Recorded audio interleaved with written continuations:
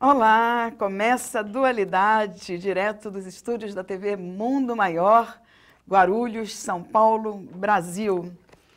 E hoje nós estamos com um tema bem interessante, bem atual e sempre foi atual, né? Nós vamos falar sobre ciúmes. Como é que está aí o seu relacionamento com os ciúmes? Não é nem com o outro, com o ciúmes seu, interior, de todo mundo que está à sua volta, as situações. Pois é, quem vai conversar com a gente sobre esse assunto, nesse tema, é o musicoterapeuta, palestrante, comunicador espírita, divulgador também da nossa doutrina, nosso querido Toninho Ciardulo. Seja bem-vindo, Toninho. Obrigado, Celina. Prazer estar com você. Prazer estar com você também, sempre muito bom estar com você. Ciúmes, hein? Você é ciumento, Toninho? Eu já estava enciumado porque fazia um tempo que você não me convidava para o programa. Mas você sabe que está a porta aberta a dualidade para você. Então, ciúmes é uma coisa complicada, né, Toninho? Todo mundo tem, eu acho.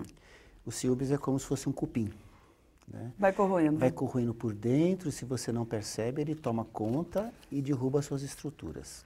E te desvaloriza. Desvaloriza, com certeza, porque é uma insegurança. A princípio, o ciúmes tem vários motivos, Celina. A gente pode pegar alguns aspectos hoje, né?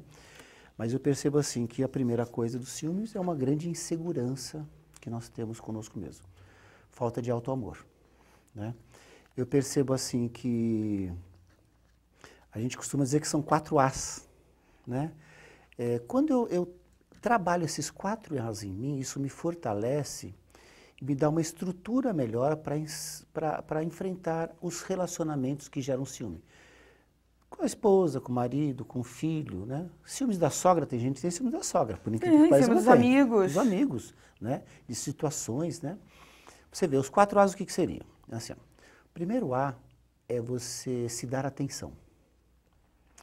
Porque muitas vezes a gente cobra do outro, a gente sente ciúmes porque o outro não dá atenção pra gente. É um então motivo é porque a gente não está se dando atenção. A gente não está se dando atenção. Quando eu cobro muita atenção do outro, é porque eu não estou me dando atenção, em geral. Atenção por quê? Para as minhas necessidades. Para se cuidar. Para se cuidar. Tanto física como espiritualmente. Leitura, boas horas de sono, né? Me dá atenção. Se levar para passear. Para passear, para dançar. Para dançar. Caminhar no Parque Maia. Dançar dança cigana. Ah, que delícia. Celina, amo. Especialista, né, Celina? Se dar atenção. E é interessante, quando eu cobro muito a atenção do outro, é porque eu não me dou atenção. E, paralelamente, eu também não dou atenção para o outro. Porque eu estou cobrando do outro. Como é que eu vou dar atenção para ele? Gera ciúmes. Primeira coisa, então, atenção, Celina. A segunda é apreciação. De si mesmo? De si mesmo. Se apreciar. Quando eu falo assim, puxa, as pessoas não estão me apreciando.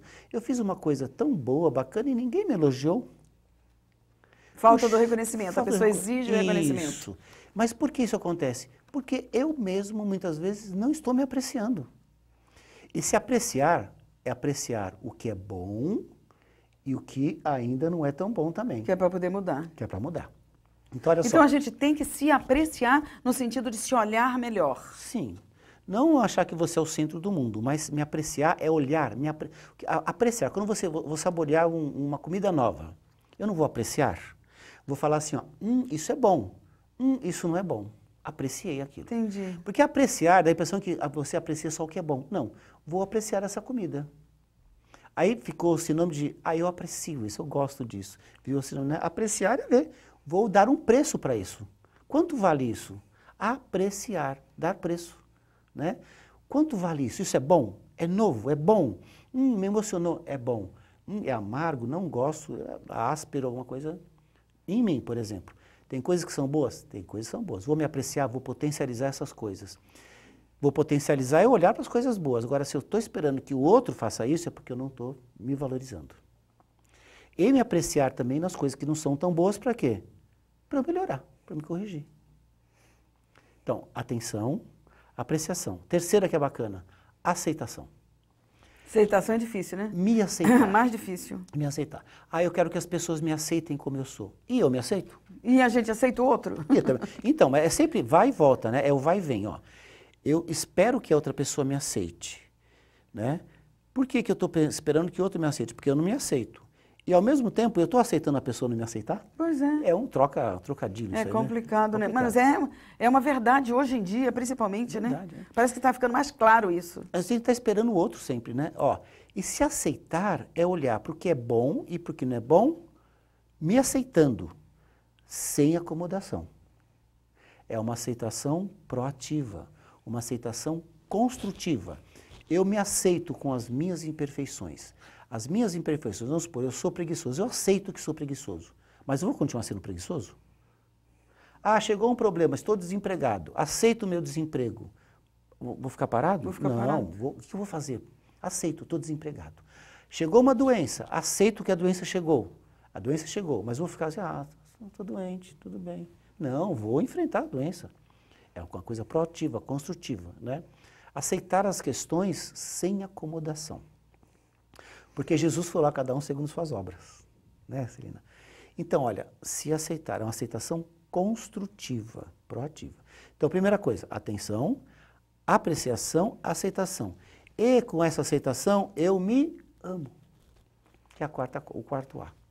Eu tenho afeto por mim. Quanto mais eu espero que o outro me ame, é porque não estou me amando. E se eu tenho muitos ciúmes do outro, no fundo, é porque eu tenho insegurança, por quê? Porque eu ainda não me amo. É, a falta de amor por si mesmo Insegurança. é uma coisa clara, mas que muitas vezes, quando você pergunta numa palestra, Toninho, vocês se amam? Todo mundo, sim, sim. Aí você começa a fazer o mínimo de pergunta. Você cuida da sua saúde? Você dorme bem? Você come certo? Ninguém faz nada. Aí a gente vai vendo que a gente não se ama. Não se ama. E que a maioria das pessoas não se amam e acham que sim. Então, quer dizer, precisa de uma iniciativa aí urgente, né? Sim. Fazer melhores escolhas. Algumas pessoas falam assim, aconteceu isso porque foi o destino. Destino não existe. Acabamos de falar, Jesus falou a cada um segundo suas obras. Tem uma frase que é bacana, né, Celina? Destino é tudo aquilo que eu colho depois que eu escolho. Eu faço uma escolha e vou colher. Plantei melancia, vou colher melancia. Né? Não durmo direito, vou ficar doente. Doente. Né? Destino, de repente apareceu um câncer na pessoa. Não, esse câncer já está se programando há muito tempo, pela mágoa, por não conseguir perdoar, por não controlar suas emoções. Por a culpa da isso. câncer também. Essa questão de se amar, é até importante isso. Porque Jesus fala assim, perdoa o teu próximo e perdoe-se também. Olha, sempre assim, sem acomodação. Olha, errei. Continue me amando? Claro que continue. Deus me ama desse jeito. Quem sou eu para não me amar? Agora, sem acomodação. Errei, vou procurar corrigir. Sem carregar a culpa. Toninho, deixa eu te perguntar. Legal, os 4 A's aí, muito 10. Deixa eu te perguntar. A gente está falando de ciúmes e o ideal seria controlar esses ciúmes. Eu não sei se tem pessoas que não têm ciúmes. Não sei. Tem várias pessoas, mas é que ela chega a um ponto de se estabelecer como uma doença, né, Celina? Porque assim, tem um outro aspecto dos ciúmes que é assim, esse é um pouquinho mais delicado. Eu tenho medo que o outro faça o que eu sou capaz de fazer. Ou seja, vou dar um exemplo simples, né? Eu sou homem, eu vivo passando e olhando para as meninas. Eu fico pensando assim, será que minha mulher não fica passando e olhando para os homens? Vamos supor que eu faço dos meus, estou falando de homem e casal, né? Que eu faço alguma coisa fora do casamento. Eu fico pensando, será que ela também não é capaz? Eu tenho medo que a outra pessoa faça exatamente o que eu, às vezes, penso em fazer. Então o ciúme está ligado a isso também. Quando se fala em ciúme, é certo falar assim, olha, se deixar ir é uma segurança e quanto mais se deixa ir, mais a pessoa vem. É certo isso? É porque a pessoa... Quanto mais você liberta, mais você segura? Sabe o que é interessante? Que isso é meio ligado... É uma teoria muito interessante. Isso tem a ver até com filhos também. Sim, sim. É uma teoria ligada aos mamíferos. Foi feita uma experiência assim, Celina. Pegaram um macaquinho e colocaram uma macaca toda de pelúcia, que é aconchegante, né? E colocaram uma macaca que era uma lata com uma mama que dava leite. O macaquinho, ele ficava grudado naquela aqui, que era fofinha. Que era fofinha, e mamando na outra mama, que era de lata. E aí chegou-se à conclusão seguinte, quando você recebe o afeto do outro, né, sem aquela frieza, te fala assim, olha, você chega a tal hora, né, então, é uma coisa que você se liga mais àquela, você até se alimenta daquilo. E se você perceber o seguinte, né? As crianças, em geral, vamos supor que uma criança está no parque. Aí você vai deixando ela aí. O que ela faz? Você deixa ela livre. Chega uma hora que ela olha para trás para ver se você está tomando conta dela. Já observou isso ou não? Não. Observe então, ela vai indo. Aí ela olha para trás. Ah, minha mãe está lá, tudo bem. E você está dando chance para ela está tendo confiança, ela tem confiança em você. Porque, olha, você fala assim, às vezes você vai deixando, né? Meu pai sempre falava assim, a linha, você está pescando, né? Você vai dando linha.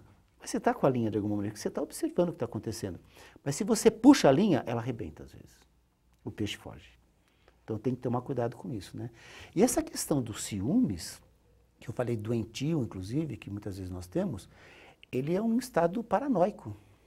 Paranoico, por quê? Porque assim, olha, às vezes você fala assim, eu tenho ciúmes da minha esposa, mas ela nunca sai de casa. Então isso é da minha cabeça. Você fala assim, é da minha cabeça. Eu tenho morro de ciúmes dela. Mas de repente vai chegar alguém em casa. Mas ela não vai ninguém em casa. Então você vai, sabe, você vai... Dando a contrapartida. Agora, quando você chega no estado psicótico, você cria situações onde as coisas irreais passam a ser verdade. E passa a acreditar na mentira. Passa a acreditar na mentira. Você fala assim, vai lá o jornaleiro e vai em casa e ela vai me trair com Começa a viver um sonho aí paranoico. É uma coisa psicótica.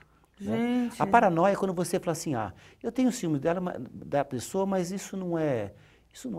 Você dá um jeitinho não tem fundamento. Volta para a realidade. Não tem volta para a realidade. Agora, o psicótico não. Não volta. Ele se perde. Complicado, hein? E os ciúmes acontece isso, né, Celina? Mas nós vamos continuar conversando de ciúmes hoje. Estamos encerrando esse primeiro bloco. Fique conosco que nós já voltamos.